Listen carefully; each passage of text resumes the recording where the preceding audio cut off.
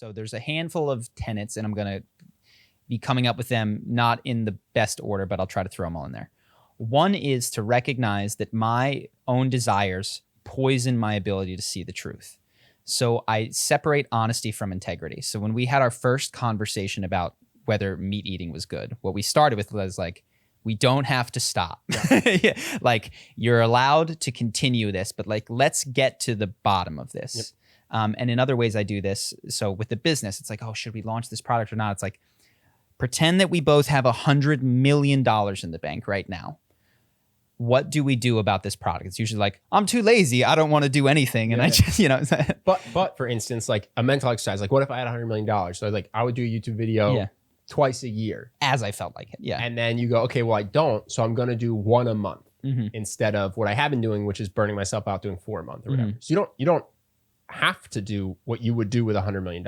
It's just a useful thought exercise. It separates the pursuit of truth from your baked in interest, which is very, very useful for getting to the truth. Yeah. And you can even say, because then you just say, be honest. You say, okay, I'm going to do less videos than I'm currently doing, but more than I would if I had $100 million because I want to grow the business. And now you're more honest about your motivations. Sure. Take an ethical one, which is it easier. Like when people start with meeting, they go, well, it doesn't really, animals don't feel, they just have all these ridiculous things. And then you try to find counterexamples and always pursue principles.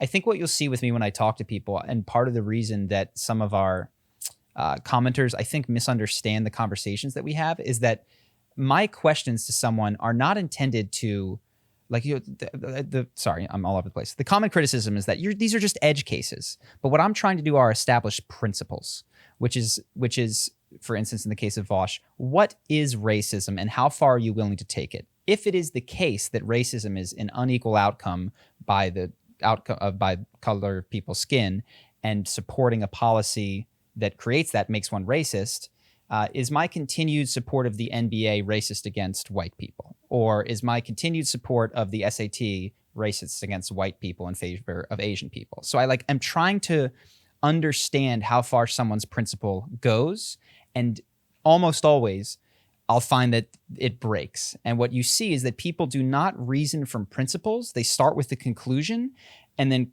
backwards concoct a set of principles that they really don't actually follow. So go ahead. Can I try to make this? Yeah, I'm all over the place. So I think a similar mindset that I have, which is also about principles, is if this were true, what would it imply about other things? Yes. And so, for instance, if it is true that the U.S. business system is racist because less than 13% of CEOs are Black, and that automatically means that it's because of racism, then the fact that more than 13% of the NBA is Black would also mean racism. So there's a sense of like, if this was true, what else would follow to be true? And then if you can find cases that you disagree with or that don't seem to hold up, then you go, okay, well then my first conclusion is not true. It's not an accurate way to assess what's happening. So that's, I think, what you mean by principles. Yes. What you mean by principles is, if this is the case, that because of X then Y, what else would have to follow? Yeah. So, and I think if you look at the way that we think through things, that is a big one. Another one is to try to, and to get to a place of equanimity before and during the interaction, which is not always, it's easier on the podcast because we're sitting here calm, but I'm not always chilled about these sorts of things.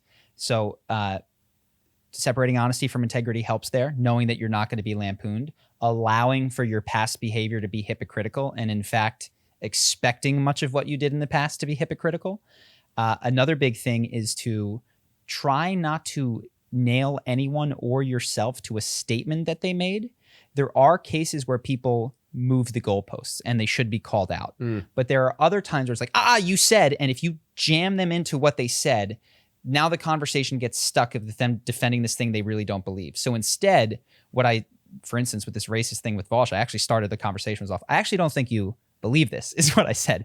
But like, you have said that anyone who votes Republican is racist. I don't think that's what you said. He's like, oh no, I do. I was like, okay, like we can start there, but I didn't. The point wasn't to put him on a cross for something unless he was going to truly believe it and defend it. Volunteer to be there. Yes. To say, no, I want to be on the hook for saying this. Yes. Yes. So I try to let people like draw their own line in the sand, and we go like, that's the line you want? Like you're 100% sure, and only then do we begin the discussion. And sometimes we screw this up just because the conversation can be muddy. Anything else that sort of comes up? I'm just trying to think of examples of things that we've talked about in terms of politics and propaganda. We did, ethical meat, and people raised a number of issues. And I think it was a lot of what you said. If this were true, then what else would I expect? Well, I try to be open-minded. So like, for instance, I miss eating meat. Tim Ferriss sent out an email about this Maui company of ethical deer, and I was like, oh, sick. They purposefully they're marketed to me. You know what I mean? They're like for people that want to eat meat without feeling bad about it.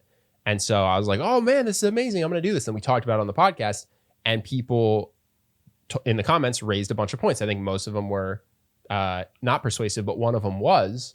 And so I canceled my subscription for that product. Like I try not to be married to something versus if I was like, if I'm immovable on this, then I can't possibly in good faith consume the arguments. Sure. But what someone did was actually, they did what I was saying in the other point. They were like, well, if the goal was to do population control, they would do it like they do it with dogs. Yeah. And they would just do the sterilization. They wouldn't kill them. We don't eat dogs when there's an overpopulation problem. And I was like, that is true. So like, clearly the goal isn't just that. The goal is also to eat the deer. And then that was persuasive. So I try to enter in with the good faith that I'd want someone else to have. So I'm not going to die by my part in the debate, if that makes sense. And there's I think you have to really be willing to, and I'm not always good at this, to forgive yourself and other people their hypocrisy, which I've mentioned in the past, which is like, oh, my whole life I've been doing this really bad thing. And if I follow this to its logical conclusion, I will have to accept that and, perhaps one day even change or live out of integrity for a while because I'm too weak to give up this thing that I enjoy. Another aspect of it is holding different levels of evidence with different certainty. So at the base of it, it's like I have my literal real-time experience of which I exist. Of that, I'm at 100. You know what I mean? Like that's the only 100 though. Like I woke up this morning, I could be in a dream. You know what I mean? I could be hypnotized right now. Like everything gets decreased as you get all the way up to some study that I read sometime. You know what I mean? And then there's the study that I read in depth and that I have anecdotal experience. And so I try to understand when I'm making an argument where my degree of certainty is in my evidence. And this is why I shy away from arguments about policy, because all it takes to disrupt my understanding of policy is a different article that refutes that first article. So I'm most interested in things that come from my experience, and I often value anecdotes over some study that I read a summary of in Newsweek because I truly believe my anecdotes matter more than my understanding of a study that I read in Newsweek. Funny enough, I actually think as I'm running through all the examples, it just comes down to being principled and asking if this is true, then what else would be true? And if the person doesn't hold that belief, then what they're saying is their motivation isn't. Because I'm even thinking of like people who are saying, oh, we should tax anyone who makes over $1 million a year because they make 10 times more than I do. It's like, okay, how much should we tax them? We should tax them 50%. Okay, do you give 50% of your money to people who make 10% of what you make? Because those people exist also. No, well, they're not in the country, they say. No, but whatever it is, like that's my thought. He's just saying, what's my thought? That's my thought process. Like if you believe this, then you would be doing this. Well, let's walk it down a level. And then they respond with, oh, well, I only want to do this within the country. And you go, okay, that's interesting. Why? Well, I think that a country should represent the people who live in it. Okay, interesting. Do you think that a city or a neighborhood should represent the people who live in it? So like, could the city of Santa Monica vote to not give tax money to Compton, say for instance, or the rest of America? They'll say no. And you go, well, why? Why is your invisible barrier acceptable, but mine isn't? Well, who knows what they'll say, but it just breaks. You know what I mean? Like invisible barriers yours being more moral than mine fall apart very quickly, unless the argument is that I have an expansive invisible barrier and yours is contracted and mine isn't perfect, but it's better, which seems to be like a solid argument. Sure. But yeah, no, I think that's most of it. There was one other one that you had mentioned prior to that one that I thought was interesting. Doesn't matter. We got most of it. Hope that helps. Justin, do you see anything that we haven't brought up? I mean, you watch us us discuss and debate things all the time. What strategies do you see? I think something commendable is that the smarter you get, or I guess I should say like the more knowledge you have, the more difficult it is to be persuaded. But I think you guys both do a pretty good job keeping an open mind. Interesting. Even if the argument might seem rudimentary and you might have had it a million times, I feel like you still go through that process of questioning like the same way for everybody. It's interesting. And you brought that up, which is good. I appreciate it. Thank you. Yeah. One of the things that I try to do, and again, I don't do all of this 100%. I do this only on the podcast. And then I'm a different person in real life. But to recognize that, so there was a point in my life where I was deep into the arguments for atheism, for instance. And I could, whatever argument was the watchmaker argument for God, I like knew how to dismantle it. Yep. If somebody comes to me with a watchmaker argument for God, I actually don't know that right now today I could take it apart. So what I have is a memory of a time that I could take it apart. And I try to recognize that, like, look, if I can't do it, then I can't do it. Yeah. And so I try to, like, the intensity with which I hold something is going to reflect my ability to actually address it in the moment, and not like, oh no, I studied this 10 years ago and I knew how to address it. Yeah. The other thing I try to do, I just thought of, is I try to Google the other side of the argument. Mm-hmm.